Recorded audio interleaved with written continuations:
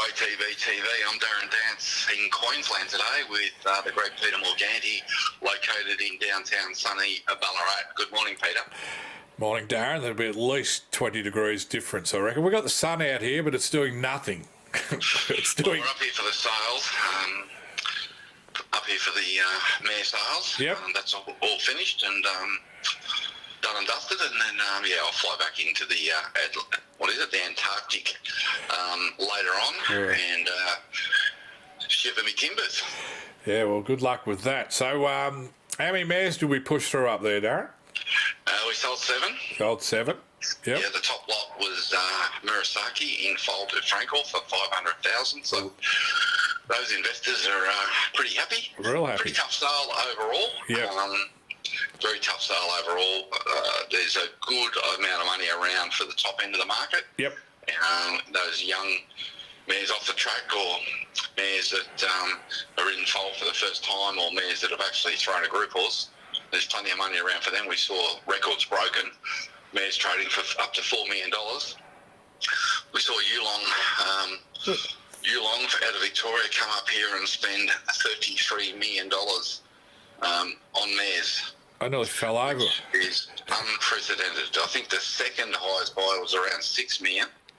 Yulong, $33 million. Unbelievable. They were buying just every top lot. I think they bought pretty much every mare, well, probably not every mare in foal to Frankel, but may as well have.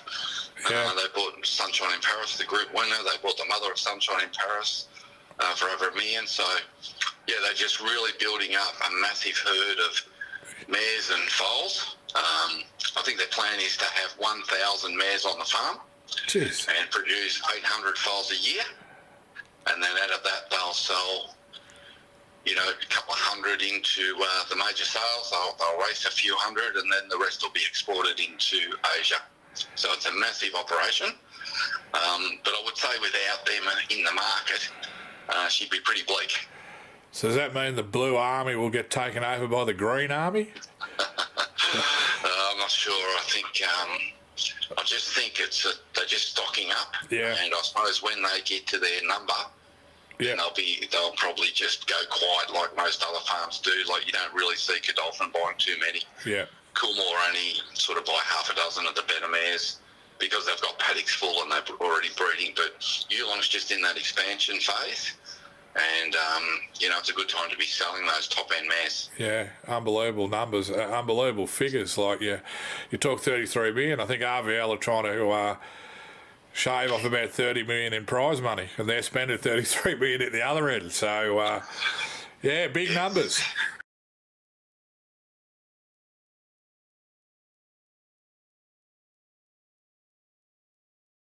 No, we've never seen anything like this.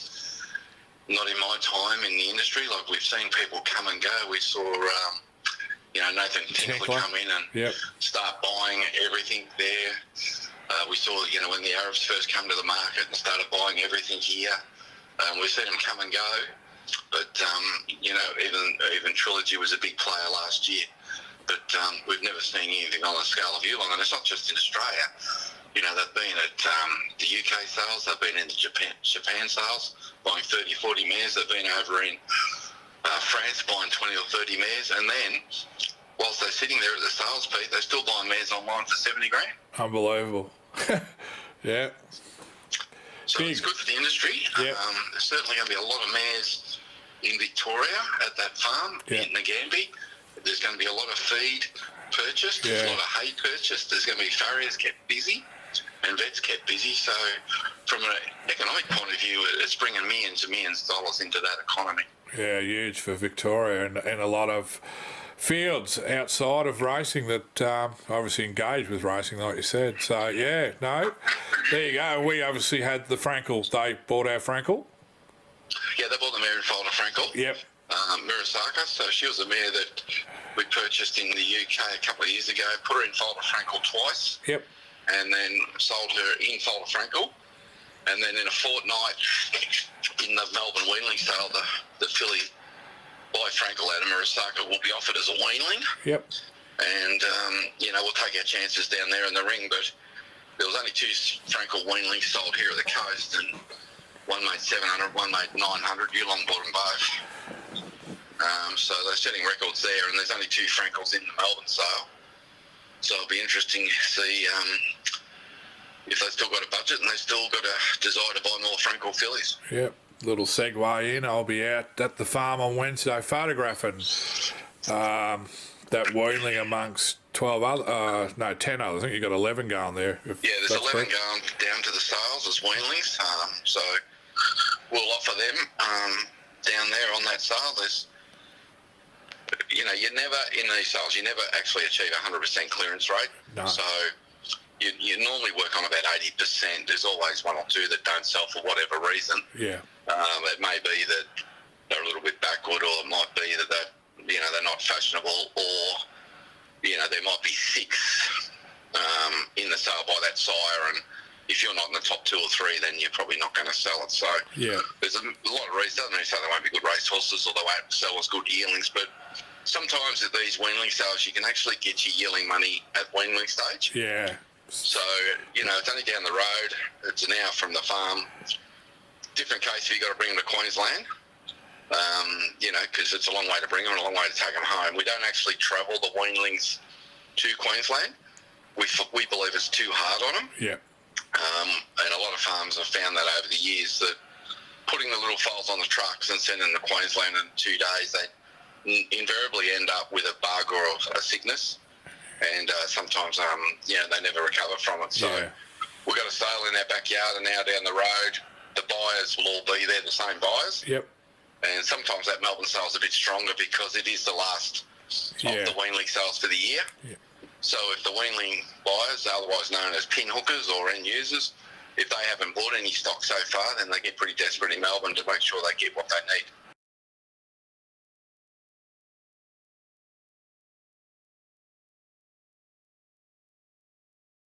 I was just going to say it's a big go for the pin hookers. It's one where you can take a punt on different types, I suppose, whether they're, because as yearlings they all look like fully fledged racehorses, where it's a little different with the weanlings. So all types of people looking for all types. It is. It's an interesting concept that people go in and they buy them and then try to turn them over for a profit. Yeah. I think last year I would say the majority of the pin hookers come undone, because this time last year the market was very, very strong and they were paying top money for them. Yeah. And then obviously the Reserve Bank decided to slow everyone down, and then the market's come right back. So a lot of those people struggled to turn those weanlings into yearlings for a profit. Yeah. And while some did very well, I'd say the majority either didn't sell or didn't make any money out of it. But look, this year the market's soft, so will the market be stronger next year, or will it be the same? No one's got a crystal ball, so we don't know. But if that's your business, you've got to buy and you've got to trade. I was going to say there'll be a few trying to back up and hope for the best that the market spins around. But anyway, that's a couple of weeks away. Yes, 2 weeks. So they head down Monday week to the complex, and Tom and Shelley and the team will have them down there from the Monday. They'll start parading on the Tuesday, and then they get auctioned off on the Thursday, Friday. So they're all by pretty successful sires that are in demand. So I'm thinking we'll have a pretty good sale.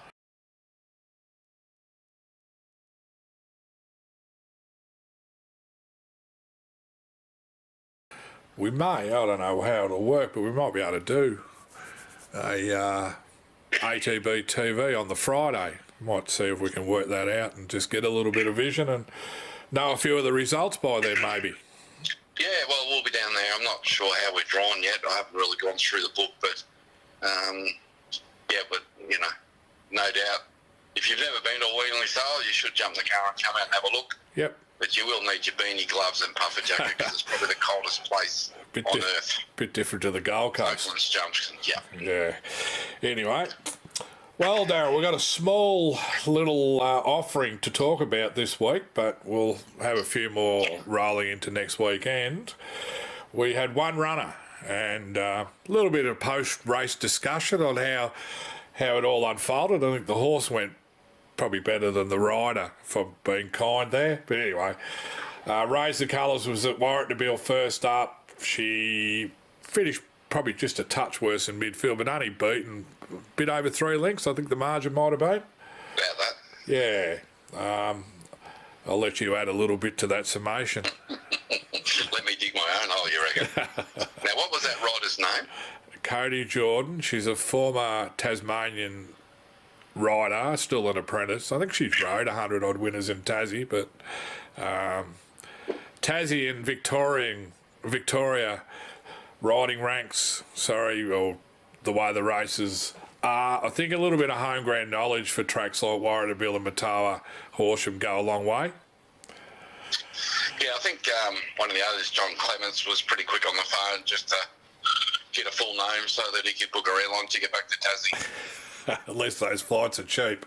So, no, that wasn't her best effort. Instructions were pretty simple. Jump out the gates, take it back, tuck her in behind them, conserve her energy. She's first up in a long time. She couldn't win. We're waiting. We need a wet track, but we just wanted to get one run into her over the distance. Trialling over 1,000, 1,200 is not going to help her get fit. So we wanted to get a fitness run into her. We didn't want to flatten her. We wanted to give her a soft cuddle into the race and let her hit the line nice so that in a fortnight when we're ready to go on a wet track, we're ready to go. So those instructions obviously got lost in that Tassie translation because we jumped out and I think we're 3 or 4 wide the trip, maybe 8 wide on the corner, and horse wobbled around on the corner and looked like she was trying to get the whip in the other hand, but anyway, it didn't work. And we were found wanting in the straight, but I thought the horse ran enormous. I thought its action looked good. Yeah. It looked like it travelled. I thought it was actually at one stage going to run a place, but with the run it had no hope. So all she did was set the race up for the winner. Run into it. Yeah, look, as you said, she was good considering. We gave the winner. Ability, this man. She's just had a few setbacks. Yeah, and she is a big track horse too. So we take heed that when we do get to her right fitness levels in the right race, she's going to be hard to beat at that level, at least, based on that run. Better. Like this, a filly that ran in the notes as a 3-year-old, probably half cooked her, but she has shown plenty as a young horse. Yep. Whether she can recapture that, I don't know, but we want to give her every chance. Really, this prep's her prep to do that. So if she can do it, good. If she can't do it, well, she'll be moved on. Yeah. So that was it. Going forward, tomorrow up at Eagle Farm, which is what do they call it? Queensland Derby? It's Derby Day anyway. I see Robbie Griffiths has got his horse going into the Derby. He's had a couple of thirds and trying to win a Derby with that horse. Aberfeldy Boy or something like that. Did it run third in the South Australian Derby? Yep, and the VRC. So. Yeah, been a bit unlucky. So Waller's got the $1.70 favourite, which obviously going to be hard to beat. I think Robbie's horse is about 14 to 1. So right. We know it can stay, obviously. So it might be worth one following up there. But we've also got Southern France in one of the cups. There's about 8 cups on that program tomorrow. Yeah, it's a cup day. Cup day, and we've got him in the Premier's Cup, 2,400 metres. We've got Opie Bossum booked to ride. Gate 3, and I think you said he needs to show us something tomorrow. Yeah, well, he's had a faultless preparation so far, soundness-wise. Obviously, I saw him gallop at Canterbury a month ago. I saw him run in Melbourne the other day, where he just had everything went wrong, really. He just couldn't get a good spot.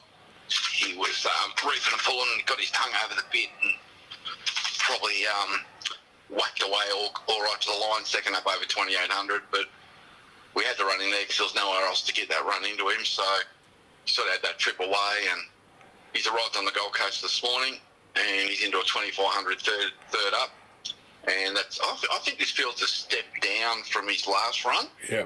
I think quality-wise, it's a step down in my view. Look, I really think there's no excuses for him tomorrow. If he's going to be earning any sort of prize money this prep, he's going to show us tomorrow that he can and wants to do it still. Otherwise, if he sort of runs down the back, we're probably at the end of the road with him. But hopefully tomorrow he can bounce through it and put himself into the race and sort of hit the line and show that, he's going to win one of these cups in Brisbane over the next few weeks. I'm sort of thinking too that the 2400 might be a sweet spot with this horse, as opposed to the longer trips. Just a bit more pace on, and we know he's got from his old form, he's got a withering finish if it all works out well. I know there's a lot of water under the bridge since, was that the zipping, was it, that he won? Yeah. Yeah, but just sort of feeling the 1.5 miles might be his sweet spot. So anyway, he gets a chance from a good gate tomorrow, and we'll all tune in. I think it's earlier in the day. It's about race 3. Actually, I've got it right here. It is race 3, and it's on at 12:53 our time. 12:53, so yeah, we'll be having a look there, and it'll tell us a lot about where we're at with this horse. But Matt Smith's done everything possible. He's had him at the beach. He's had him everywhere. And as I said, the first time I've seen his action as clean as that since pre-Melbourne Cup. Yeah. And, if he's ever going to do anything, I think it's tomorrow.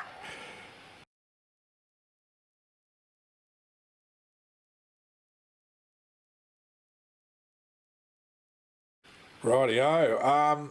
That's all we know. As we sit here, which is about just after 10 Eastern Standard Time down here at beautiful Ballarat, we're just waiting to see whether Arizona Dreaming races nominated for both Pakenham Monday, Hamilton Tuesday. So they're contrasting tracks there. You're going to get a heavy 15 at Hamilton maybe, and obviously the synthetic at Pakenham. So not too sure. It's been nominated everywhere. This horse is trialled up pretty good, Darren. So as you'd know, Penshurst, the last trial was on a wet track, but he still got through it okay. We know he's probably not suited to that surface as much as a firm track, but trial well. That was on the back of a good trial prior, so he's ready to go. I'd be surprised if he went to Pakenham. Yeah, same. I think Tom's plan was, entering for Hamilton, and then there's probably a good chance Hamilton might get transferred. Yeah. So depending on where they move that meeting to, if they do, he might go around there. So yeah, the horse has certainly trialled up good. Tom's happy with him, so it's just a question of seeing how it unfolds for Tuesday. I guess we'll know more on Monday.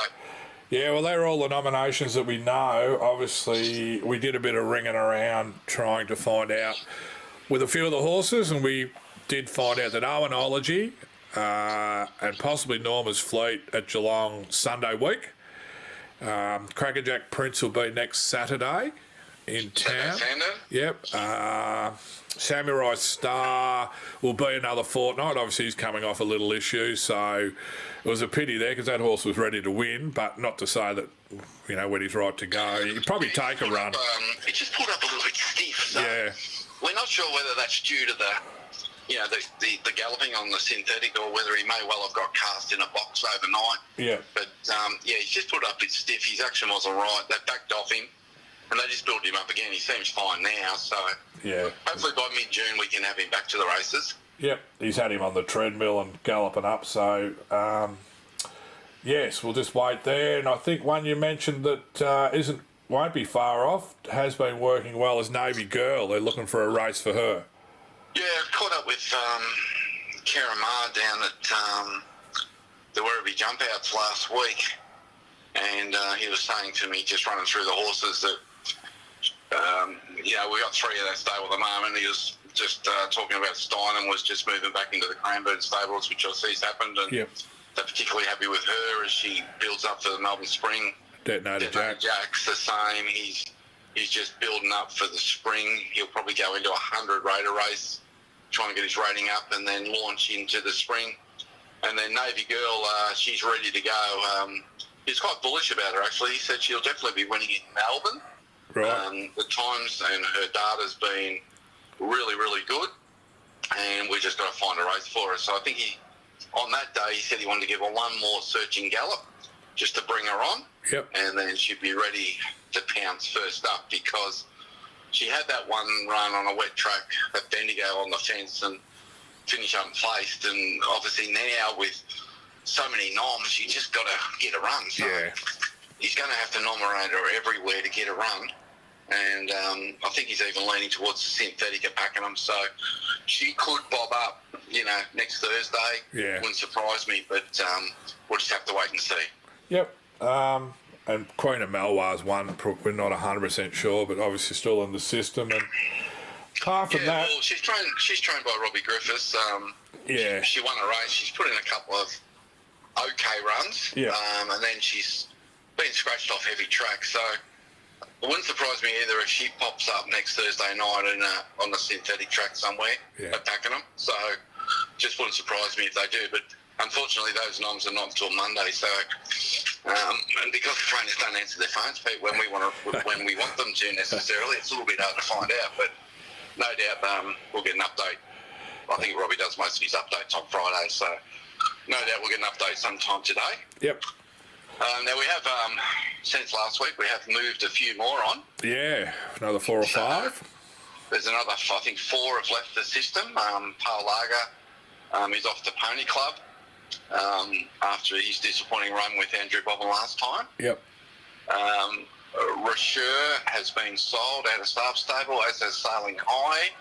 She injured a tendon, so given that she hadn't raced, it was just time to move her on. She got sold to Queensland. Yep. And there's probably a couple of others. Mean Girls is gone. At the moment, but Mean Girls. Mean Girls is gone, and there was another one, but I've already... Red Swan, the unraced Russian Revolution's been sold to Toowoomba. So yep. we are sifting through the stock. And as you know, I'm in regular discussions with the owners, and you know, we're all saying the same things. Whilst prize money's good, costs of racing of horses are increasing significantly. Yeah. And if these horses don't look like being city competitors, then you really have to question whether you want to be racing them. I think Rick McIntosh summed it up pretty good on Twitter last week, saying, you know, it's not viable to race a horse in the country in a minute. No. The only people, you know, sole trainer owners that are quite happy to push around with their 58 or a 64. It's different to horses trained by leading stables, you know, with a big ownership group. You just throw money out the window, really.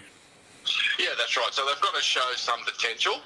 But, you know that maybe in their first prep they're not going to be where they can get to. So you've got to push them through into that second prep if they give you a bit of sight. I think Samurai Star's a good example of that, where you know he looks like he's ready to win, and the form around him's been really good. With some of the horses that have beaten him have come out one in Melbourne or placed in Melbourne or even Sydney during the carnival. So it gives you hope. You just got to follow the form and just see where these horses end up. Yeah, I was sort of half. Very envious, but the group of people that were in Snap Dancer, there was one part of the ownership. The only other horse they raced was Extra Brute. So they should retire. Well, they're going to feel sick when they have to take a horse to Matoa in a 58er, because that'll come along. But how good's that? A Derby winner that probably won a couple of million, and now I think Snap Dancer 170,000, won 1.6 and sold for 3.2. So, it's massive money in that at that top end, those fillies. Yeah, there is a big argument to be racing fillies. Because of their residual value, if you can get some black type. And you know, for the average punters out there, you probably hear trainers saying, "Oh, we want to get a bit of black type here, or we're going to try and get some black type there." And you may not even think about the significance of that, but certainly horses that can place at stakes level or wins at stakes level, you certainly look at the residual value on them. And it just goes through the roof, particularly, you know, at the top end in this market. If they buy, you know, a nice enough sire and got a nice enough page, they can make big money. So there's plenty of examples where you can turn 150, 200 into $1 or $2 million. That does happen. But for every one of them, there's 150 that don't. Well, we've had a couple. But we don't talk about that. No, we just let them fly through to the keeper. But a couple of nice results, as per examples, Capriccio and I can't think of the other one off the top of my head. And I think Literary Magnet will go that way as well. Yeah, well, that Literary Magnet's retired. She'll be sold online in June. She should be making, well, based on what I saw here this week, she should be making somewhere between 600 and 900,000. Being by Written Tycoon, being a stakes winner and stakes placed. You know, those owners should be looking, you know, to bank somewhere between 600 and 900. Capriccio, she sold earlier in the year for 500. And obviously last year we sold CRYPTIC for over 800. That's the one. You know, there's some nice returns there. But as I keep saying, for every one of them, there's 25 or 100 that return zero. So absolutely, we just got to be fair and be honest with the clients. That's it.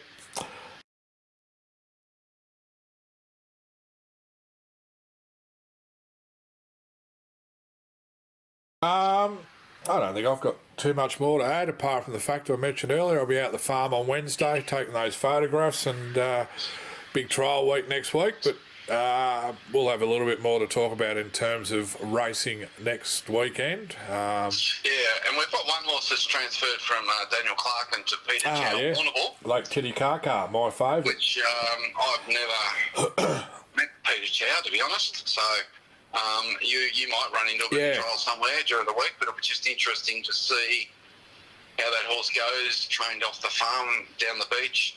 I think it's a perfect outcome for her. Yep. And just looking forward to it, because I think he's a very, very good trainer, Peter Chow. Seems to get his horses fit, and I think he's, without looking at the numbers, I'd say he's got a pretty good strike rate. Yeah, he's very astute horseman. He's a dairy farmer by, that's his main profession, but him along with another chap there, his right-hand man, Stewie Bishop, they do a really good job. And what I might do, if I do catch him, I'll throw the phone in front of his face and just have a chat to him. Then people get an idea of who he is and what he's done. And it would be interesting to see what he can do with Lake Titicaca.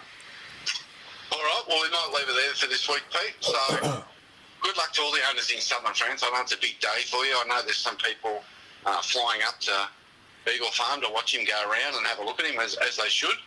And had I known he was running tomorrow before I booked my flights, Pete, I would have stayed. Yeah, you could have had an extra... I'm only going home to light the fire, so and then coming back next week for 24 hours. So extra day. Anyway, good luck to all those owners. It's a big day for them, and for Matt Smith, who's put in a heap of work on this horse. So fingers crossed he can show a bit of his old form. Absolutely. Yep, I'll put the Southern France cap on next week if we're a winner. All right. In the fire if we're not. All right, well, you have a good weekend. Everyone have a good weekend, and good luck with the owners of Southern France. I'm Darren Dance with Peter Morgani. Have a great weekend. See you guys.